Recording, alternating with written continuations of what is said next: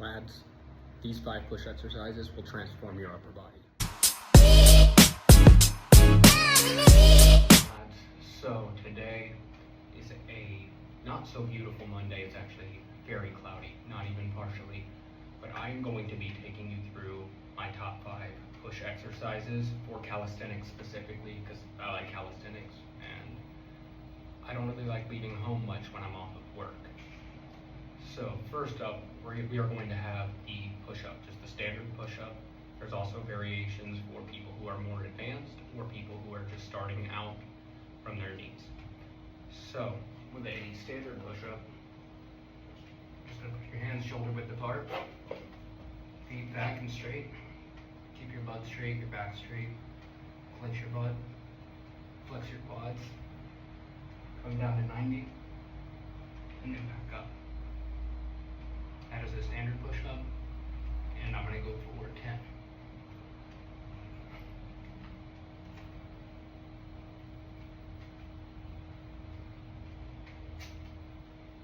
Make sure you're locking out at the top.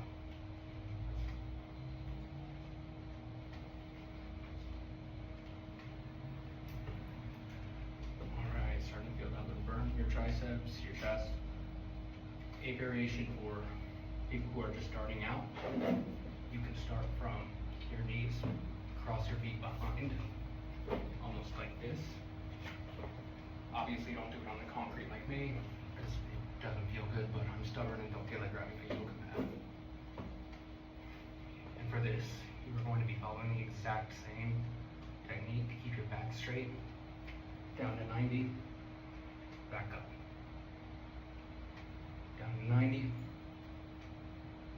back up. Let's go for 8 more.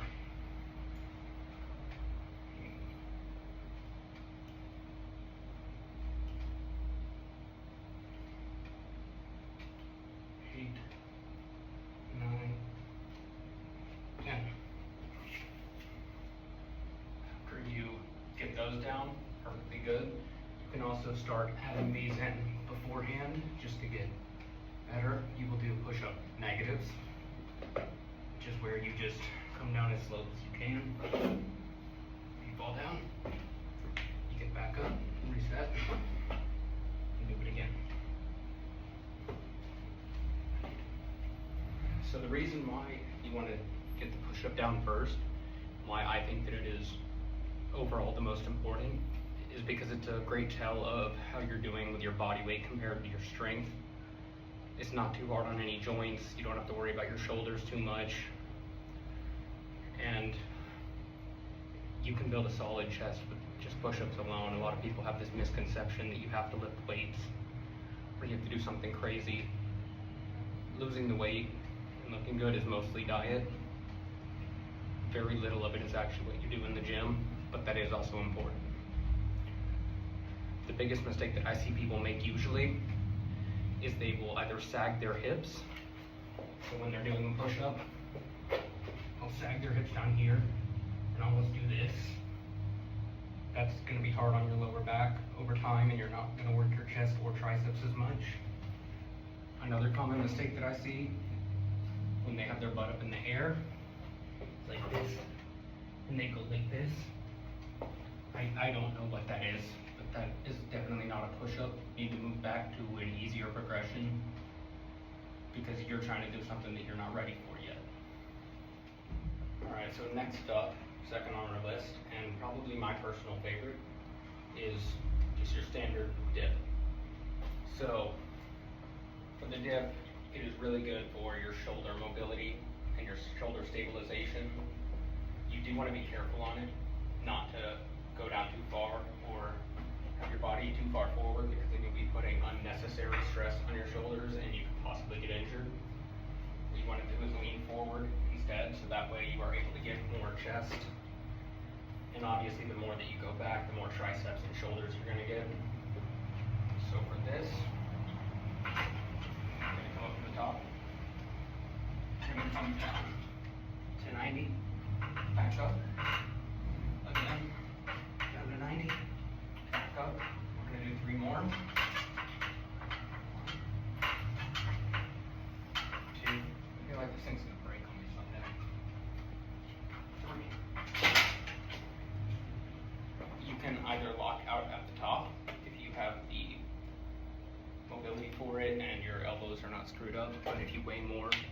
not want to do that because you could possibly injure your elbows.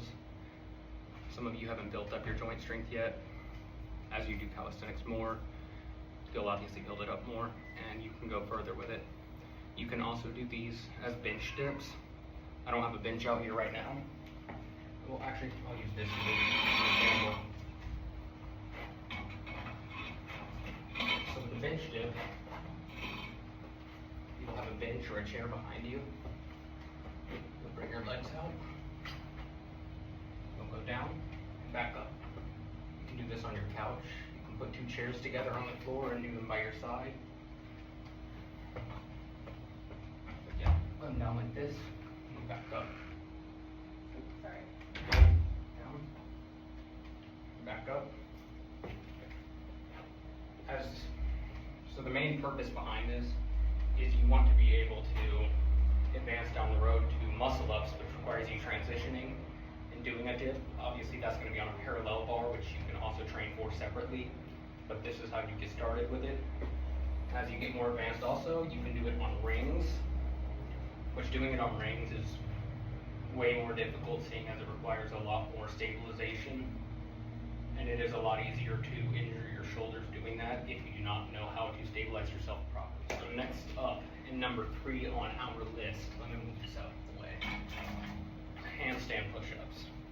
Now this one's a little bit more advanced. It might be a little bit challenging for you bigger fellas out there, and or ladies, especially the ladies, because y'all don't have the upper bodies like that. But y'all should be focusing on the lower body anyways. So what you're gonna do for this is, I do it on the wall because I do not have my free handstand down up against the wall for being able to do push-ups. I can get up into a handstand, can't quite do handstand push-ups. But what you are going to do, and I'll show easier progressions after for those of you who are not here yet, you are going to get almost down into a racing stance, both of your hands close to the wall in that 90, and you are going to kick up onto the wall, look straight down to keep your body straight, point your toes, keep your core tight, down, and back up. So the main reason that you want to start incorporating this and or easier progressions is because push-ups alone will not get your delts, your traps, or your core involved as much as this, especially as you start to freestand with your handstands and your handstand push-ups. This will build up a solid core. And then let's get into some of the easier progressions. Sorry, leg was itchy. Can't help it, it's human. So for a pike push-up, just the same as if you're going to do a handstand push-up. Only raise up on your toes. Bring your weight forward, not like this, but you want to raise it up and down, back up, down, back up. For those of you where this is too hard, you can also do it on an elevated surface.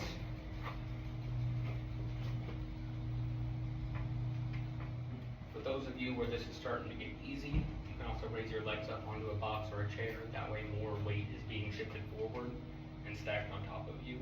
If this is still too difficult for you, just keep dieting down. You're probably too heavy, or you just need to keep doing some push-ups, build up the strength in your triceps and chest and a little bit of shoulders until you're able to do pike push-ups. Then you can work up to your handstand and doing pike push-ups, and then from there, work towards your handstand push-up from a freestanding position. Next up, we have the pseudo planche push-up. So this one is not necessarily for beginners. This is more intermediate, shifting to advanced as you move towards your planche push-ups. If I could do planche push-ups, I would show you guys that. I'm not there yet either. That requires years to develop that. And that is definitely not a beginner move. That is almost as advanced as it gets. But this is the progression to get to it, and this is also a much more difficult variation of the push-up. So with the stereotypical push-up, like I showed earlier, you have your hands directly underneath your shoulders, shoulder width apart. That's a normal push-up. For these, you're going to take your hands like this and bring them down closer to out and back a little bit. And you're going to bring those closer down to your waist, lean forward. You can be on your tippy toes as well if you'd like. You want to really engage your core on this. And lean forward. After you get good at the leaning forward part, for the pseudo planche push-up hold, you're going to want to start going down and do a push-up, back up, again, forward, down, back up. Now this is not difficult for me right now, but for a lot of people getting into it, you're going to be starting here and then slowly working your way down further and further on push-ups until you get down to your waist and you are pushing from here like this. From there, you can start trying to get your feet off the ground, leaning forward more, almost trying to touch your nose to the ground so that you can get into that planche position or that 90-degree hold, well, not 90-degree hold, but the elbow tuck planche position, so that you're able to start doing tuck elbow planche push-ups. From there, you'll be able to come out to an actual full planche, but your hands are more out here and your whole body is off the ground. You can also do push-ups from there as you get more advanced. But those will have to be in the years to come. And obviously, you guys can progress and grow with me. Last, but definitely not least, we're going to be getting into the explosive or plyometric push-up, as some of you know. I know it's plyometric, not plyometric. Do not bully me in the comments. Get over it. I mispronounced something. But for the explosive push-ups, it's going to be just like a normal push-up, when your hands are going to come off the ground. You really want to make sure to land softly back on your hands, because you do not want to hurt your wrists, and you also want to make sure that your wrist is properly warmed up, whether you're doing wrist rolls or wrist stretches. You want to make sure that you're properly warmed up and or lubricated. I prefer to say lubricated. For this, I'm going to come down, down, down. For those of you who are not able to do it yet, you come down, hold at the bottom, and push up as fast and as explosively as you can, even if you can't get off the ground yet. Eventually, as you get better with those fast twitch muscle fibers, and you get stronger, you'll start to come off the ground. And then, who knows, maybe you can get some cool clips for your Instagram. Make people think that you're strong or something now, because you can do the explosive push-ups and then eventually the clapping push-ups. Everybody likes to show that they're strong on the internet. But that's going to be all for today, guys. Thank you for following along for the workout. Make sure to subscribe. Make sure to comment. Let me know if you want to see a pull workout and or my top 5 pull exercises. You guys have a great day.